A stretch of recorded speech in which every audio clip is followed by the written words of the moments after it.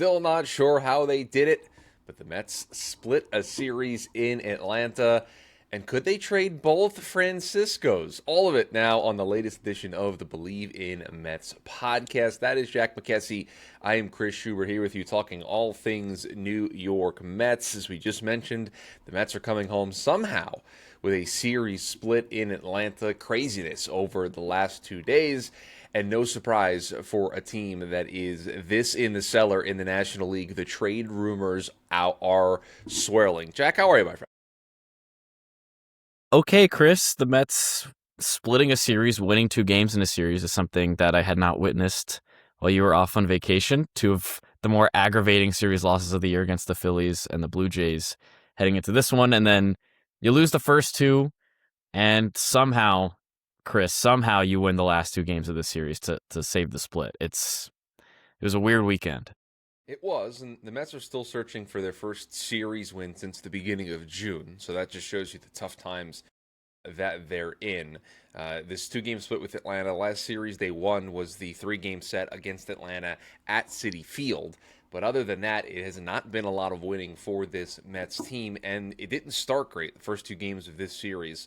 Not very good, but they finished with the drama, they finished with the chaos, they finished with just the roller coaster ride of emotions and somehow got out of here with a series split. I'm not really sure which of the 2 games. I think last night's game, not just because it's the one fresh in all of our minds, but it's the one that stands out more to me because Juan Soto has, not to say that he hasn't had a major Mets moment, but that might have been the major Mets moment that he's had, the 9th inning, 2-out, go-ahead, 3-run homer. And while for a brief moment it got wasted because Devin Williams has had rough outings and back-to-back times out, but they were able to pick up the win, so that moment still means something. That moment still can maybe provide this team a little bit of a spark, but it does not surprise me that the Mets win the 2 games in which their pitching is at least, competent, right? For 2 days, their pitching doesn't look like it's the worst pitching in all of baseball. And Freddie Peralta by no means was great last night, but it does not surprise me that all of a sudden when the starting pitching looks somewhat decent, the Mets find themselves with a chance to win, and they win each of the last 2 days. Yeah, it was nice to see Nolan McLean have the start that he did on Sunday. I mean, it wasn't great out of the gate, but to have the Mets battle back from when they were down early in the 2nd inning and then have McLean kind of bounce back after the rough first inning that he had and rough start of the second and be able to give you 6+ innings, only allowed the 2 earned runs that he had allowed in the first. I still don't know how to feel about Nolan McLean. I feel like every start it's like it seems like he's battling and trying to still get a feel for his pitches. It's not been a consistent thing for him this season. But I have to keep reminding myself that he's still technically a rookie, and like the fact that he's able to figure things out in the middle of a start like he did on Sunday is really promising. And like you said, Peralta, we're just kind of hoping for signs of life from him at this point to stay alive and get through the trade deadline because, I mean, he's the most obvious trade candidate that the Mets have right now remaining. Right. You're not hoping that, Freddie Peralta finds it so that the Mets can go on some magical run. You're hoping that Freddie Peralta finds it a little bit to the point where a team finds it enticing enough to make a swing at the deadline, right? That's what you're looking for. And, it's still a grind for him, right? I mean, nothing looks easy. Everything looks difficult for him right now. And so even when he's able to allow just 1 earned run, he still only goes 4 2/3. He has to throw over 100 pitches to get there. It's just wild pitches, hitting guys. Right. Just, the Mets. I need to see the statistic. I think the Mets lead the league in hitting guys with 2 strikes. It's so aggravating. I think McLean did it too in his start. He did it. Yeah, he did it in the first inning, part of the 3-run first that the Braves had. He hit a batter, and then because the defense is just so good for the New York Mets, he threw a ball away on a pickoff attempt. So the Mets defense was on full display in this series as well. The McLean start reminded me of, do you remember the start he had earlier in the season against the Tigers where he gave up the 3 runs in the first inning? I was thinking the exact same thing. And then just settled in, and it was 7 great innings. Like, this was kind of like that. It wasn't, 6 great innings, but he had the rough, bumpy first, and then he kind of just settled down. Yeah. and kept the Mets in the game to where they were able to put together the 4-run second inning to immediately take back the lead, and then be in front up until the ninth inning where all the craziness happened and the Mets. Huascar Brazaban, you're our guy. What are you doing, man? Yeah. It's like we saw Peralta have his blow up, and now Brazaban has his first blow up of the year, I think. Like, he's had some rougher outings. This was by far the worst so far. And it's like we're seeing all of these Mets potential trade pieces just completely tank their value in the month before the MLB trade deadline. And it's very aggravating to see. Yeah, not the time, guys. Not the time for you to be doing that. And the Mets almost blow a 7-run lead in the ninth inning of the third game of this series, but they're able to hold on. And then last night Soto has the big moment. Williams gives it up. It looks like they're not going to score in the top part of the inning, and then Luis Torrens comes through On an 0-2 count. 0-2 count, pulling the ball right instead of pushing the ball, instead of going the other way. He pulled Miraculous. it. They score two, and Luke Weaver sees his scoreless streak come to an end, but still has not allowed an earned run in what seems like forever, basically the whole season. Yeah. He continues to be. And by the way, I loved how mad he was that he couldn't face Matt Olson. The right decision to walk him, but I love how angry he was on the mound. Yeah. Not being able to face him. And listen, I know the season is what the season is at this point. The team is 38-53. They're not going anywhere. But you do want to see if two emotional, drama-filled wins like the last 2 days can maybe build a little bit of momentum, right? They're coming home for 6. They're playing a Royals team that has not been very good this season, very up and down. A Boston team that, just like the Mets, fired their manager. They did it early in the season. It did not provide the spark for them. So it's not like, you're coming home to face the Brewers and Dodgers in back-to-back series and you're facing the gauntlet. You're facing two teams that you should be able to compete with. Now, the pitching is a concern, and what the Mets are going to get from their starters over the next couple of days, and that's going to be the question we're going to ask basically the remainder of the season. But you come back home and you had a big, huge moment with Soto, a big, huge moment with Torrens. Weaver got the save. Is this a momentum-building opportunity for this team? You'd like to think it can be, and we'll get to see that answer here when they come back. And tonight, no days off this week, play this 3-game set against the Kansas City Royals. Anything else from the series itself that you want to touch on? There's one thing that I have in my head, but I'll let you go first. We could talk about the Kodai Senga outing potentially. I mean, it wasn't perfect. He gave up the homer to Matt Olson. I think this was his second relief appearance of the year, maybe of his career. I don't remember if he had any relief appearances before outside of like behind an opener. But I don't know, kind of encouraging to have him go 2 2/3, only give up that 1 run on the homer, 4 strikeouts, no walks. Like, maybe this is a role that Senga can actually fill for the Mets going forward. We've seen them successfully turn Shamanaya into starter to reliever and back to starter. Obviously didn't go super well this last time around, but if Senga's able to find his stuff again as a reliever, like, it's promising that at least he has some kind of role on this team and in this bullpen, because his stuff is electric when it's on. And if he's able to go full effort on his fastball and the forkball's working off of it, and he's got the cutter going, like, there is potential there for him to still play a role. Whereas 2-3 weeks ago, I was saying, there's no reason for Kodai Senga to be on this team. Now there's some reason, and I'd like to see more results. I'd like to see this play out more. I'd like to see him get more relief appearances, but it seems like they're going the David Peterson route prior to the Mets trading him and letting him try to figure things out from the pen. He is a pitchable pitcher in the role that he is in right now. I won't say it's great, right? Because in both outings, he's given up home runs. The Schwarber homer in his outing against Philadelphia. Yeah. I missed, all of that while I was gone on vacation. Andy Green just deciding to stick with Kodai Senga when he had lefties in the bullpen. I think everyone's lucky that I wasn't in front of a microphone for that, because I would have gone off. But he's rosterable. He's pitchable. As a starter, you could not put him out there. Exactly. You were asking for trouble. In this role, again, the ultimate of small sample sizes, it is 2 outings. But in this role, he has looked better. He has looked like somebody who, when the team is down late and you want somebody to mop up innings, he can go out there and be respectable. And that right now is bar one for Kodai Senga to clear, and then he can slowly kind of work his way back. Potentially, it's probably not going to be with the Mets, to being somebody who is in the rotation. So I won't say it's great. I won't say, I would be running if I was Andy Green to get Kodai Senga into a game. But he is somebody who can stay on the roster and serve a role, whereas when he was a part of the rotation, I couldn't say that with a straight face. Unplayable. Unplayable, right? Yeah. He's at least somebody where he comes out, you're like, okay, let's see how it goes this time, but you don't feel the dread, I think, that you feel when he starts. Now, by the way, the Mets don't have a starter listed for today, and according to Fangraphs, it's listed as Kodai Senga. I can't foresee that. I don't suggest that as the move for Andy Green. But yeah, he's looked good in these two relief appearances. The Mets sort of kind of rolled out a new lineup in this series with A.J. Ewing in the leadoff spot. And while last night it was a rough go of it for A.J. Ewing, I like this, and I want the Mets to continue to do this. The season is lost, 15 games below 500. Just the second time I've mentioned that here on the show today. Play the players every day that you plan on having as centerpieces in 2027.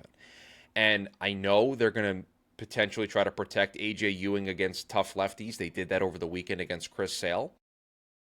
Maybe don't hit him leadoff in those games, but he should still be in the lineup in those games. Because Agreed. The Mets are in a position right now where there are positives that can be taken from this season, even though they're going to finish last in the National League East. They're not going to make the playoffs. It's going to be a complete failure across the board. There are positives that can come from it, but only if the Mets allow the positives to come from it. What I mean by that is Carson Bench and A.J. Ewing are getting valuable opportunities in a lost season where there's no pressure, right? The environment is low leverage right now.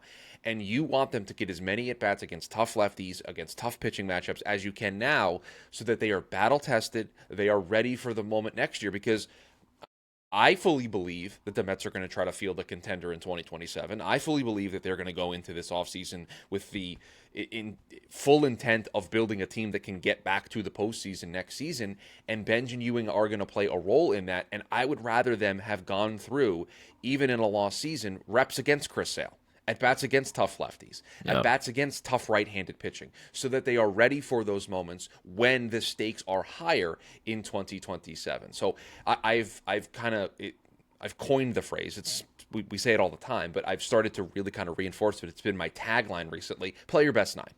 I don't care who's on the mound. Play your best nine, and A.J. Ewing is one of the best nine. Same goes for Jared Young, because I got to tell you right now, I already wanted off the bus. I pulled the cord and said I'd like to get off at the next stop.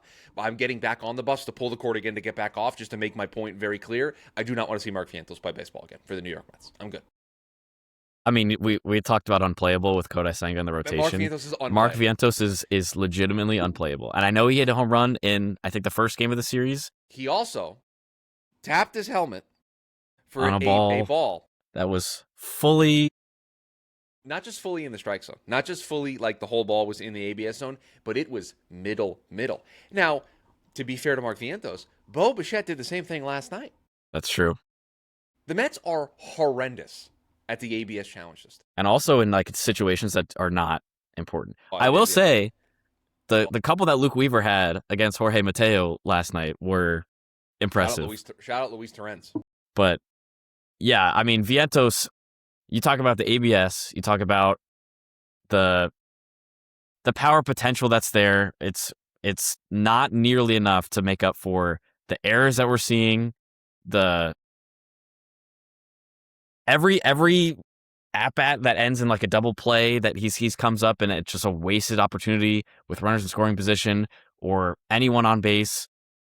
It's so aggravating to watch. And then you see Jared Young making errors as well when he's playing first base. And it's like, wow, I wish the Mets signed a first baseman that could play first base in this offseason instead of having guys play out of position and underperform.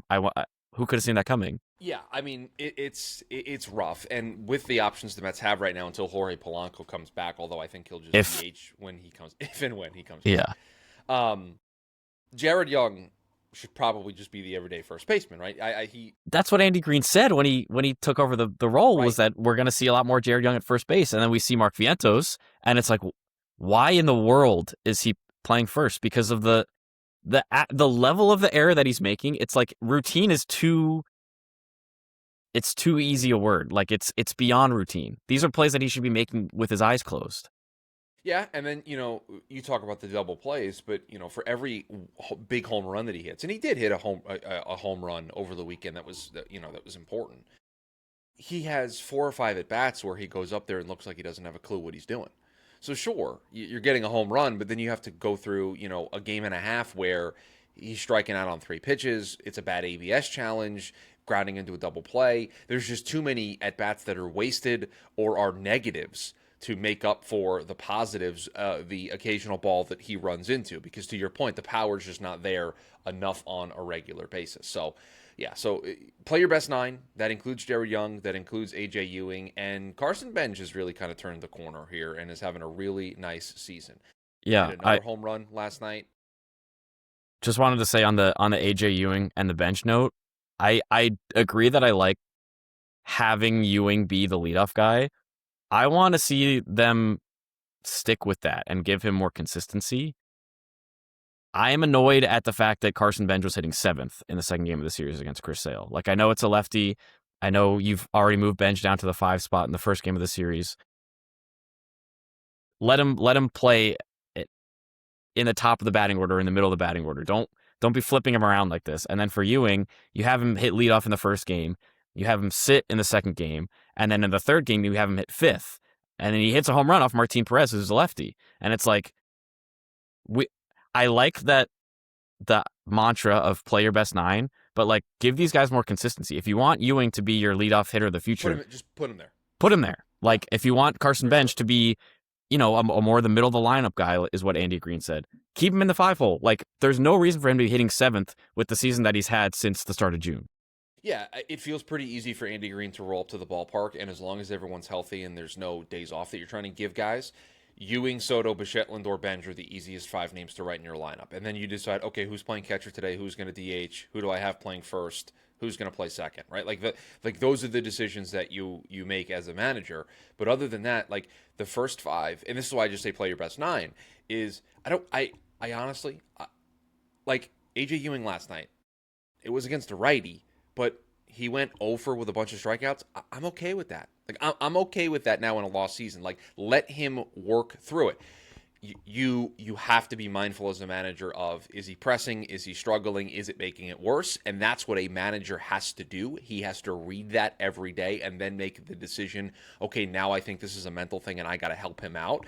But AJ Ewing's 21 years old. Like let him fail a little bit and give him that runway. Now, I mean, they did it with Carson Bench earlier this year. Like he was abysmal for a month and a half, and then he's rolling him out there, right? Yeah, exactly, and that's what they need to be doing with AJ Ewing as well in this season. And by the way, AJ Ewing's like got a 742 OPS. Like he's been really good. He's been really good. He's been really good. So yeah, the first 5 of the lineup, just write it in every day. Ewing, Soto, Bichette, Lindor, Bench. Just do it. And Young 6, like right now, I think that's pretty fair of that. Like those 6 are going to play basically every day, right?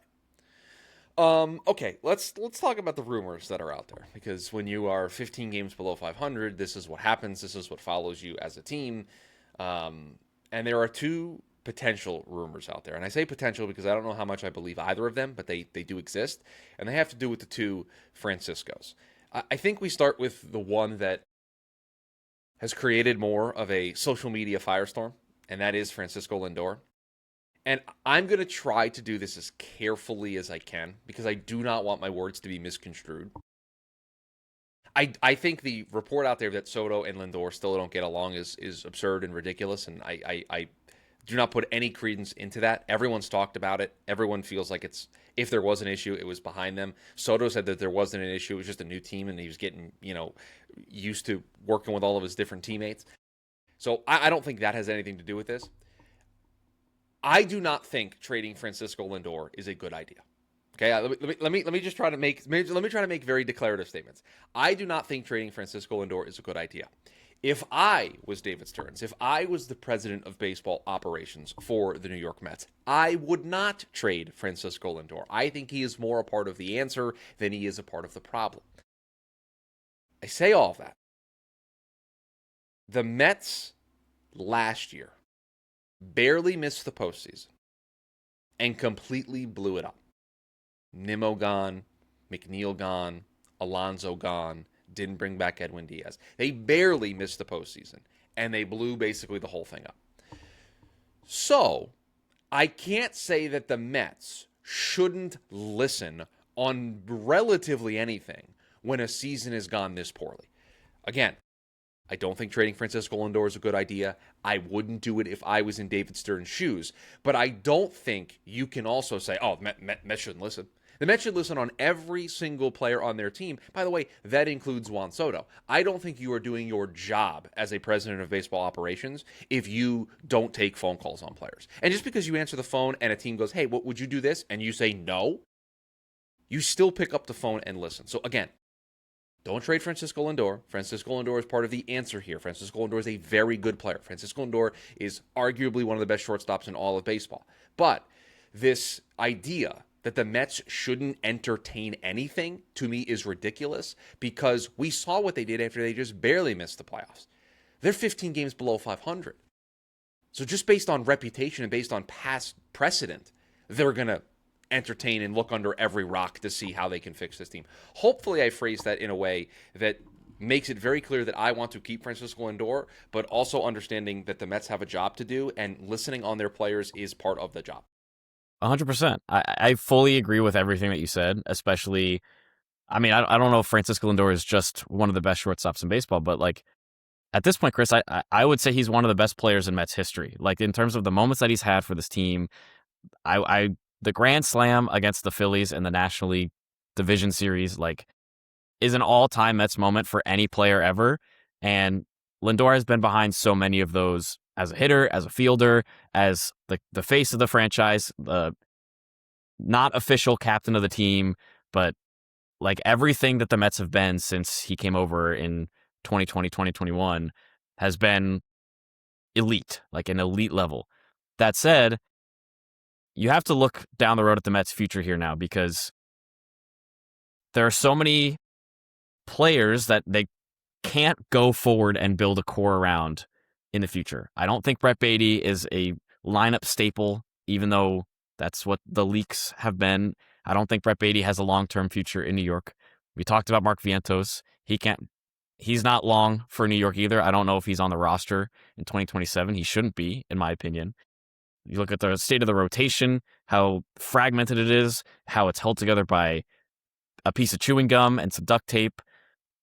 And you look at their farm system, they traded away Jet Williams, they traded away Brandon Sproat. A lot of the guys, they've graduated, AJ Ewing, Carson Bench, Christian Scott, Nolan McLean. Jonah Tong's been struggling, Jack Wenninger's been struggling.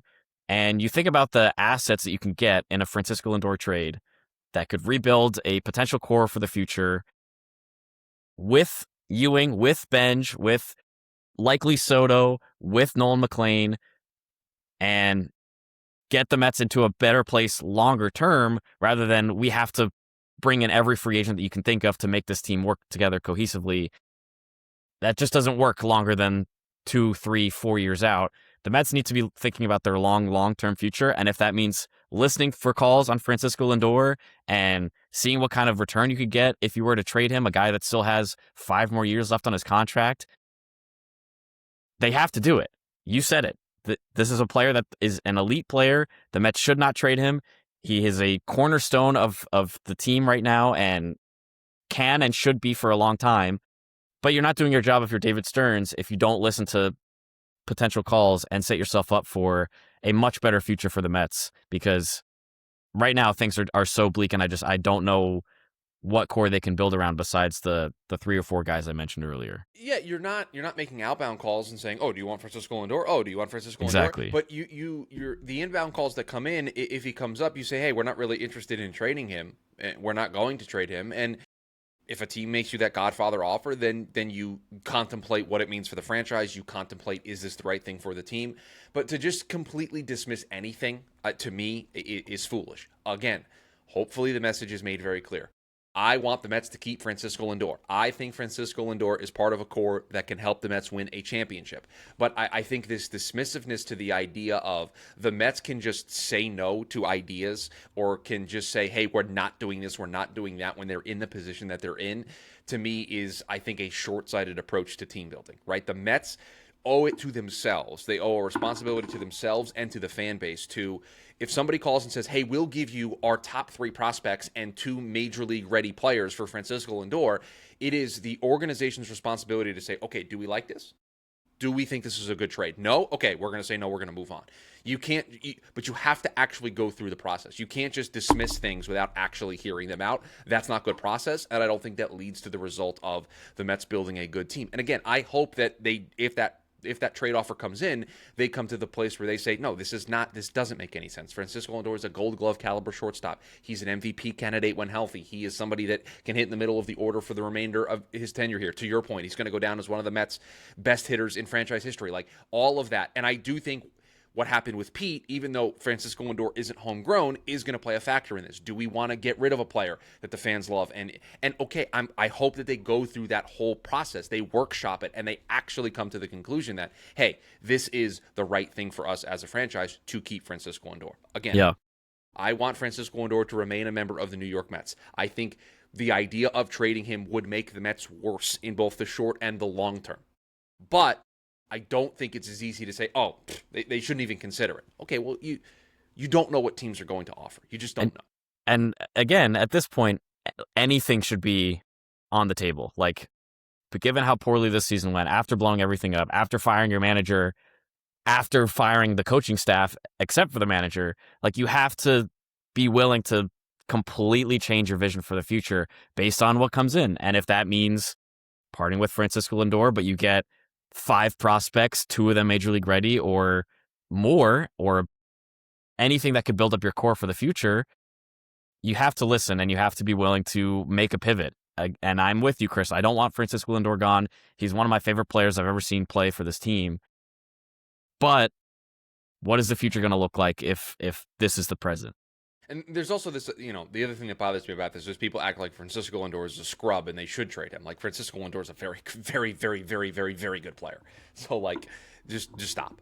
All right, from one Francisco to another, because there's I don't want to call it a report, but Will Salmon, in some conversations with some people around the league, has said that there's this feeling out there that the Mets could get some major league pitching help or help at another position of need if they were to dangle Francisco Alvarez out there in a trade. And I think I'm way more open to this than I am the Lindor stuff, obviously. Of the quote-unquote baby Mets, Francisco Alvarez is clearly the one that has shown way more than Brett Beatty or Mark Vientos or Ronnie Mauricio or anybody that is part of that generation of Mets prospect. Yeah. But I'd listen. I mean, this is a much easier call than the Lindor one. I wouldn't particularly say Francisco Alvarez is an all-time Met. He's had some really good moments, some really fun home runs. He's also had extremely aggravating double plays, some bad ABS challenges, some injuries that have hampered him and kept him out of long portions of seasons throughout his career. If there's another team that's thinking that they can juice up their power with a right-handed catcher, I mean, you got to listen. And if it includes pitching help for the Mets, a team that has struggled all season with the starting pitching and desperate doesn't really have an apparent future outside of Nolan McLean and Christian Scott, maybe Zach Thornton, like, you got to be listening to anything that teams are offering. I'm not anywhere as torn up about the idea of losing Francisco Alvarez in a trade as I am the idea of losing Francisco Lindor. Yeah, I mean, there's a question of who catches for this team, right? I know they have Luis Torrens for next season because they gave him that extension, but Luis Torrens can't play every day, so they would need to get another catcher, and it's not Kevin Pareda. Let me tell you that. Right now. My goodness. You want just one player that I think shows why the Mets are in the situation that they're in. Kevin Pareda might be the poster child for a failed player development process for a really, really, really long time. Yeah, yeah. Not I his mean, fault, not his fault, but you just look through some of the first round picks the Mets have made over the last couple of years, and it's rough. I the silver lining is that Carson Bench has been so good as Stearns' first round pick, and the Mets I don't think had a first round pick last year. But man, like you look at Parada's stats when he was at Georgia Tech, and then immediately when he got to the pros, the kind of numbers he was putting up. And I like there's a narrative earlier this season that he might get the call eventually because he randomly was tearing the cover off the ball in AAA. But as things tend to go in baseball with a long season, he regressed back to the mean. He regressed back to his previous marks, and he has ended up back in AA Binghamton. Can I read to you the first round pick since 2015? You can, if you want to make me sad, at 8:30 a.m. They had two, Justin Dunn and Anthony Kay. I know Anthony Kay they traded for Stroman. Justin Dunn they also traded. Well, yeah, at some point. David Peterson in 2017. Pour one out for him. Jared Kelnick in 2018. Okay. They traded him for Edwin Diaz. And that turned out okay. That turned out okay. Brett Beatty in 2019. Just tough. Everybody duck and cover. Pete Crow Armstrong in 2020. Traded him for Javi Baez for 2 months of Javi Baez. For the best 2 months Javi Baez has played in his entire career, by the way. And Pete Crow Armstrong was in single A, so. In 2021. Kumar Rocker. Didn't sign. They had 2 first-round picks in 2022, Kevin Pareda and Jet Williams. Okay. I think the Jet Williams thing has turned out okay if they can get returned for Freddie. It really hasn't because Freddie Peralta's been but Jet has been bad for Jet has not been good either. Yeah, it's fair enough. 2023 Colin Hawk. 2024 Carson Bench. 2025 Mitch Voigt. I mean, I guarantee you, if I do the same exercise for the Dodgers or the Brewers, I'm going to do it for the Brewers. List of Brewers draft picks. How many of them do you think are still playing for the Brewers? For the Brewers, I don't know, because they've had a lot of turnover. But so since 2015, in 2016, Corey Ray. 2017, Keston Hiera, Tristan Lutz. 2018, Bryce Terang. 2019, Ethan Small. 2020, Garrett Mitchell. 2021, Sal Frelick, Tyler Black. 2022, Eric Brown. 2023, Brock Wilkin, Josh Knott. 2024, Braylon Payne, Blake Burke. And then 2025, Brady Abel and Andrew Fisher. But, I mean, Bryce Terang, Garrett Mitchell, Sal Frelick. I mean, there are 3 guys that are... Yeah. I mean, if I look at the Brewers right now, let's do this real quick. I mean, the counterpoint, though, is that you could be like, Brett Beatty still plays for the Mets. Jet Williams is still a top prospect. Okay, all right. Sal Frelick. Carson Bench. Sal Frelick playing every day. Bryce Terang playing every day. Garrett Mitchell playing every day. First-round picks for this team. Yeah. I mean, you look... And sometimes you have to be good enough at player development and scouting that your later round picks, like it's not just your first round picks, but your later round picks are also good and developing. Jacob Mizorowski was a second-round pick. Aaron Ashby was a 4th-round pick. Their entire bullpen is basically trades, by the way. So just also good at player acquisition. And Mets have been very good at that over the last couple of years. So yeah, I mean, just listen. You got to hit on some first. They have 3 first-round picks in their starting lineup. 3. I have to believe that given how good Carson Bench has turned out to be as a Stearns guy, that we have a brighter future ahead of us. And a lot of people are going and have lambasted David Stearns for the decisions he made this offseason, and a lot of them have been bad. A lot of them we defended at the time and have aged poorly, especially the lack of commitment to starting pitchers. But like Luke Weaver was a David Stearns acquisition. He's going to be an excellent trade piece at this trade deadline, as much as it pains me to admit it. Carson Bench, AJ Ewing, having them be aggressively promoted. Huascar Brazaban, AJ Minter were all moves that he made. So, look, Pete Alonso is having a great year in Baltimore, but look at where the Orioles are in the standings, okay? Like, things are not great right now, and a lot of it is David Stearns' fault because of how poorly he put together this roster. He's also made some really good moves, and you have to just acknowledge that there's give and take. Yeah, and there's just so much work to be done, and hopefully they can start to lay the groundwork a little bit for that with what they do here. And David Stearns signed Juan Soto, by the way. So No, but see, Jack, that was Steve Cohen. Steve Sure, Cohen told David Stearns to do that. David didn't want to do it. Steve did, and so he overruled him on that. sure, yeah. That's what happened there. 3-game series with the Kansas City Royals. I have no idea who's pitching tonight, which is always a great place to be as a franchise when you just don't know the day Is of. Thornton eligible to be called back up? I don't remember how long it's been since they optioned him to Hold AAA. on, let me look here. Are we gonna get a phantom IL just to get him up? Well, who would Phantom IL?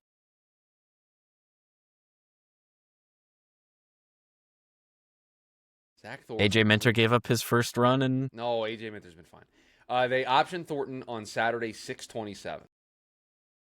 so it's been 1, 10 2, days. 3, 4, 5. So it's got to be, what, 15, I think? Yeah, so So it can't be Thornton unless there's an IL. Bullpen day? They use their bullpen a lot the last couple days, so I don't really know. like Jonathan Pintaro, Jonathan Pintaro. Okay, but who are you sending down? Oh, Zuniga. yeah, he's getting sent down for somebody to pitch today. Yeah. So who's got a locker in the clubhouse? That's the real question. That's clubhouse locker watch starts now. Is it? When did they send Tobias Myers down? Tobias Myers come back? Please no. No, that was he was the 29th, so he's less eligible. Get Heffrey Yan up. Give me Heffrey Yan. I got to tell you, I'm not ready for Heffrey Yan to strike somebody out and do the celebration in a game the Mets are losing 7-2. And also, by the way, are 20 games under 500. Yeah, and watch people lose their minds on social media. And you know what? Can't say I blame them. I can't say I fully disagree. Yeah, so I don't know who's going to pitch for the Mets today. A roster move is incoming, though. I'll tell you that. By the way, congrats to our all-star, Juan Soto. I mean, he's as bad as the season has been. It has been really fun to watch Juan Soto play baseball for my team. I forget who said it, but somebody said, maybe I think it was Laura Albanese, said that the Mets are creating the East Coast Mike Trout instead of the East Coast Dodgers, and I was like, Laura, you can't be doing that to me.